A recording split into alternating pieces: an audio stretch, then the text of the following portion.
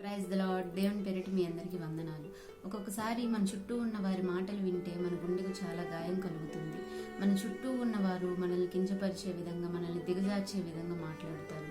కానీ మీరు ఇవేమీ లెక్క చేయొద్దు. ఇలానే మన చుట్టూ ఉన్న వారి మాటలే కాదు, మన చుట్టూ ఉన్న ప్రతికూల పరిస్థితులను చూస్తూ కూడా మనం భయపడుతూ ఉండవచ్చు.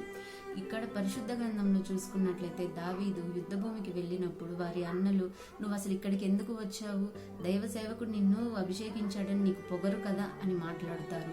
సౌలు కూడా, నువ్వు ఇంత చిన్న పిల్లవాడివి, నువ్వు అతన్ని ఏం చేయగలవు, గొలియాతు చూడు ఎంత పొడుగు ఉన్నాడు అని మాట్లాడతాడు. కానీ ఇక్కడ దావీదు గొలియాతు ఎంత పొడుగు ఉన్నాడని చూడలేదు. అలానే వారి అన్నలు మాట్లాడిన మాటలను కూడా పట్టించుకోలేదు. తన చుట్టూ ఉన్న వారి మాటలు కానీ, అతని చుట్టూ ఉన్న ప్రతికూల పరిస్థితులను కానీ పట్టించుకోలేదు. దావీదు ఒక్కటే చూశాడు, తన వెనుక ఉన్న దేవుణ్ణి చూశాడు, అతనికి తోడుగా ఉన్న దేవుణ్ణి చూశాడు. దేవుణ్ణి చూస్తూ ముందుకు అడుగు వేశాడు.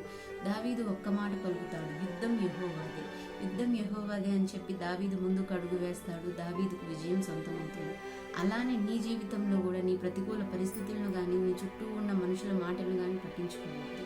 దేవుణ్ణి చూస్తూ ముందుకు అడుగువే. జీవితంలో విజయం నీ వెన్నంటే ఉంది.